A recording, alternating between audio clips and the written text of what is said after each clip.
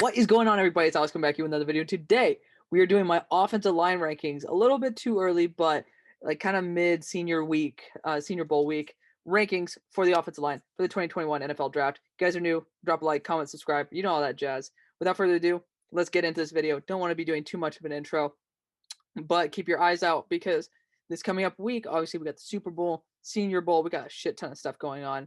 And obviously there are a lot more rankings to be doing. So previous rankings will be being adjusted due to Senior Bowl week. A lot of these seniors are actually showing what they actually have, and it's quite awesome. But let's get into this. Offensive line, obviously, is the top of the ranking even a question? Penei Sewell is a blue chip prospect. He's going to be a generational talent. Love him to death. Perfect size, youth, speed. Has a little bit of footwork issues that he can easily work on, and this guy is going to be another Laramie Tunsil. He's going to be like what is his name, Jonathan Ogden or something like that. These real true 20-year starters who are at an elite level, Pro Bowl, Hall of Fame type of level, similar to how Quentin Nelson was being crowned with a gold, that was like pretty much being crowned with a gold jacket as soon as he came into the league. That's the same thing with Penei Sewell. So that's absolutely awesome. He's an absolute beast. Christian Darso is next. He's just improved so much. He's so young. I believe he's a true junior. He's a senior. I thought he was a true junior for some reason, but he has perfect size, speed. He's a really talented tackle out of Virginia Tech. He's a really, really good guy right there. Rashawn Slater's next. I'm not going to talk too much about Christian Darso. If you guys want to look into the stats, PFF has like all the ratings and everything on him. He's played at a really high level and people love him. But Rashawn Slater, this is a big debate right here, 2-3. But I'm pretty set on Rashawn Slater being 3. Obviously, there's the size. He is 6'3". He's not 6'4". He was listed by Northwestern at 6'4". He is 6'3", and he's a little bit undersized. So it's going to be a little bit of an issue when it comes to him playing tackle due to the fact that, you kind of have to have some length and some size in order to deal with some of these high-end defensive ends and linebackers that are blitzing off the edge. So Rashawn Slater, I heard he can still make up for that, which that doesn't sound like somebody who I'd want to take that highly if he has to make up for what he doesn't have. But I heard he could be an amazing center or guard prospect. You can put him anywhere on the line. That kind of awkwardly gives him the same amount of value as it would if he were a really good full-size tackle. So to me, I think that he deserves to be right here. It depends on just where he goes, man. Honestly, if he's used as a guard, I think he's going to be a lot better than a tackle, just because it's a little bit easier to deal with that as well, with the fact that you have a guy on both left and right, and you're pretty much not left on an island there. While Christian Darso, you see him, he's 6'5", 314. He's going to be able to work his way and do really well. So actually, as a matter of fact, I have not fully adjusted the rankings here because there's somebody right here in Alex Leatherwood that's going to be dropping in my rankings as well. But we'll get to that. Wyatt Davis is next. I think that people are hating on this dude way too much. Watch the J.K. Dobbins tape. The holes are wide open, man. I don't know why people are just dogging on Wyatt Davis. He is a bit, he's a redshirt junior, so he's about senior age. He's young, he's passionate, he's energetic, he's fun. I don't really get the reason why people don't like Wyatt Davis. Had a couple injuries in his history, I believe. That might be the only big knock on him. And what Ohio State wasn't as prolific running the ball this year without a guy who has been playing really well on the Ravens and J.K. Dobbins. I don't see the hate. I think it's just because people don't like giving Ohio State linemen the rep they deserve. And Wyatt Davis, as well as, of course, Josh Myers, deserves that respect. Yes, this is a combo tackle guard list just due to the fact that these guys fall off really heavily after like 15. So to be honest, we're leaving out a couple of guys here and there. And after watching Senior Bowl week, I feel comfortable with it. Elijah Vera Tucker, he is a guy, people are saying he should be a tackle. He's definitely not. My boy Mason has been doing a full scouting report on him. So if you guys want to check that out, go to Primetime Sports Talk and see all of our little scouting reports there. Elijah Vera Tucker is really talented. I will give him that. I've been on his side since before the season even began. You guys could go back and watch my first ever mock drafts where he was projected at like 180. I was like, dude, this guy is going to be a guaranteed second round prospect. I loved AVT for a long time. When he kicked to tackle, not a huge fan, but he's done a pretty good job there anyways. He does profile as a guard though. So I think that, to me, Wyatt Davis is just a guy who we know he's going to be a guard. We know he's going to be super high level. You could switch this if you want to. But again, I'm kind of stuck right here. These guys could be technically 4A, 4B. Both really talented linemen right there. AVT had a little bit of trouble dealing with my high school teammate in Kayvon Thibodeau. So, he's dealt with some problems with these heavy pass rushers. And next, Samuel Cosby, a guy who's been actually pretty underrated. And it's kind of gross how disgustingly underrated Samuel Cosby's been. Super, like he's not going to be the best at anything, but he is super, super good at both run blocking and pass blocking. You can check his PFF grades on that one. He and Darso at one point in the season were the only two with an 85 and or above in both pass and run blocking. So that's something special. When you're able to combine both of those in the Big 12, there are some really good pass rushers. So this is definitely somebody who people just started sleeping on because similar to a guy who's down the line, is just because he's been in the conversation for a while. So there is actually going to be an adjustment here, but Jalen Mayfield guaranteed is not being adjusted. Super talented kid here, man. Look at him, redshirt sophomore. This guy is literally less than a year older than I am. And you see him, perfect size, 320, 6'5". He's going to be athletic as fuck as well. We saw him show flashes against Chase Young, couple snaps there, and then he's just been going with it.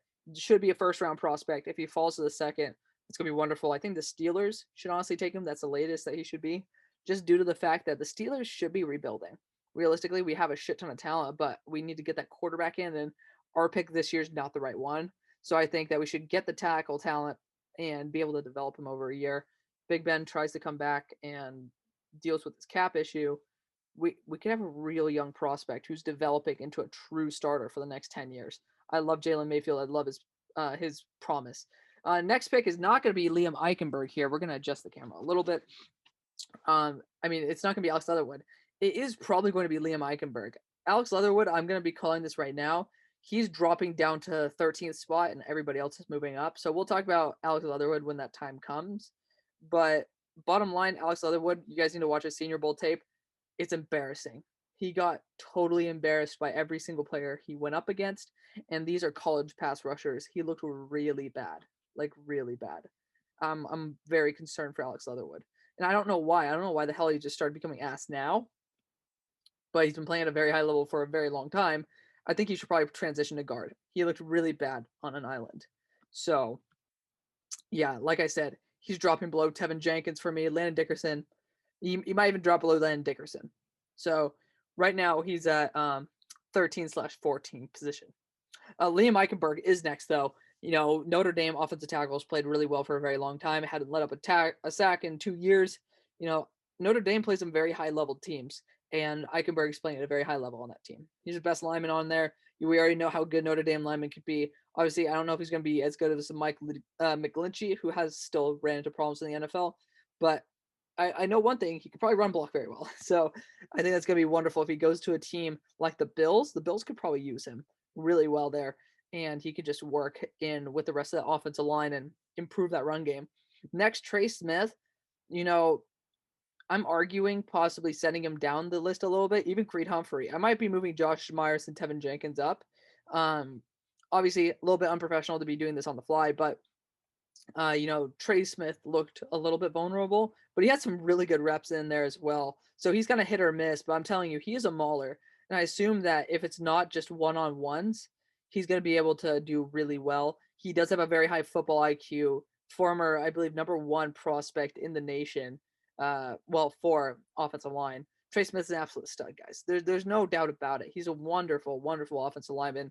I think he's going to transition well to the NFL. Just because he's having a bad day here or there doesn't mean that he's going to be ass. Alex Leatherwood was embarrassing. Next, Creed Humphrey. This is similar. Like, obviously, I think this is at 10 because we moved all the guys up. It's like 10A, 10B. Both these guys are really long-term good starters for their respective franchises. And Creed Humphrey should probably be a guard. The only reason, honestly, I'd probably move Creed Humphrey above Trey Smith at this point. When he was at guard, he looked really good. Really good. He played at a very high level. Trey Smith, again, had some bad reps there. Creed Humphrey had some bad reps at center. So, honestly, I could think that he's better as a guard than a center, but he looked really good in some snaps.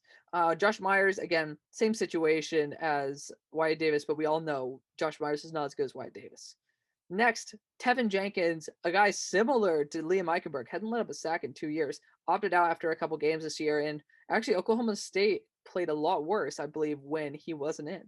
Okay, guys, so to be honest, I actually totally forgot about Daniel Faalele. He's apparently not going to the NFL draft.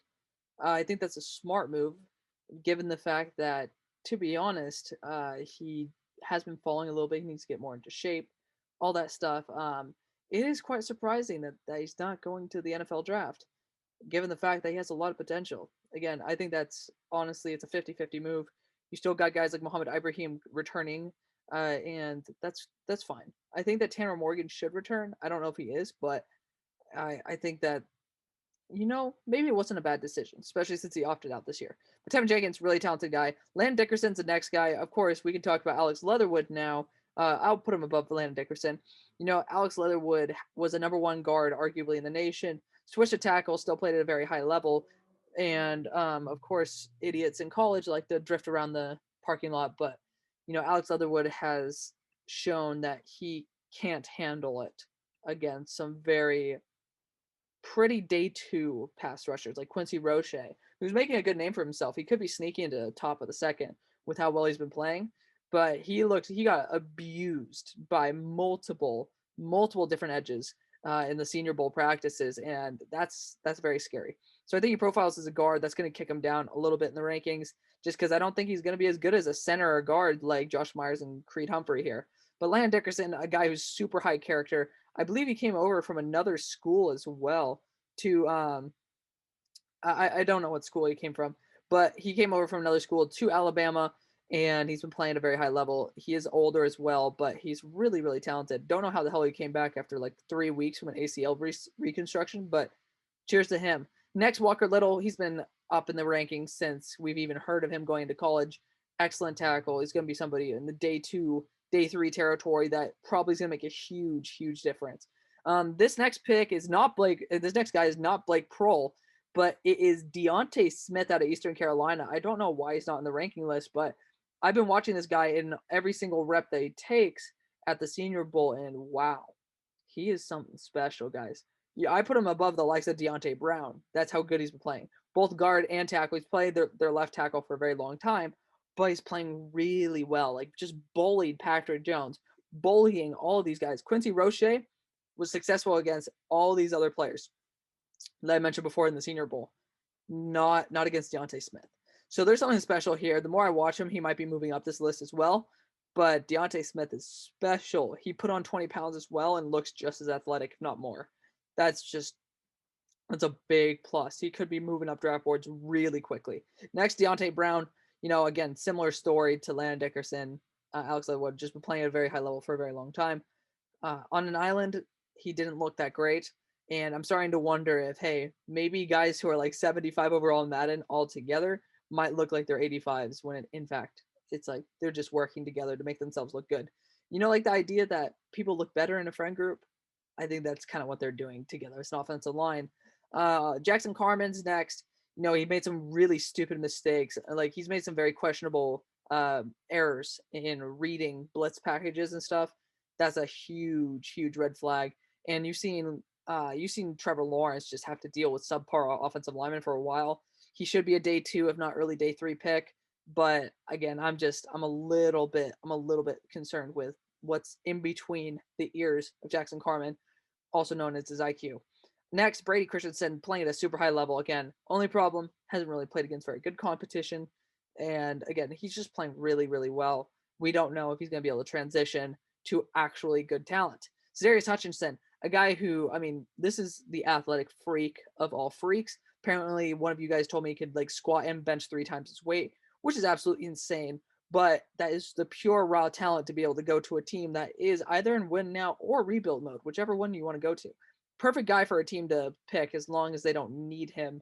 He is definitely somebody who could develop and blossom into an amazing, amazing player.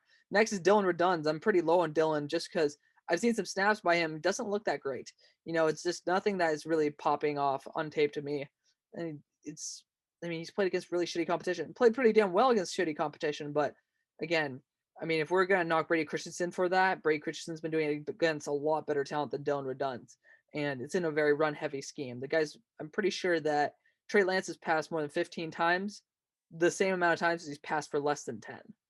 So it's not like he has very much experience pass blocking in a very pass-heavy league now. Drake Jackson's next. He might even be moving up. He played some pretty good ball today over in the Senior Bowl, but obviously I'm talking about Senior Bowl practices, not the actual game. Drake Jackson, definitely somebody. You see the way Kentucky runs that ball. They does a very good job. Josh Ball's next. Obviously, you guys have heard me a billion times. Brought Marshall to the number 6 offensive line in the country. David Moore, he had some really good reps in the Senior Bowl practices as well. You know, he definitely looks like he holds a lot, but I'm telling you right now, he has a really big fucking body. So I like him a lot. Jack Anderson's last. Tattooed up all over his arms, man. He's pretty damn scary, but you know, he had some good reps in there. Good reps in there. He had some really embarrassing ones, which is why I had him probably around 20 and then just dropped him 25. Had some bad reps there in practice, which is a little bit scary because he's finally going up against higher level talent than what Texas Tech usually faces. So that's the video, guys. Let me know what you think. Obviously, had to do some rearranging on the fly just because they popped into my mind and wanted to give you guys actually good content instead of sticking to everything that I believe or everything that I write down here because that's what you guys deserve. So thank you guys so much for watching. I'll see you on the far side. Peace.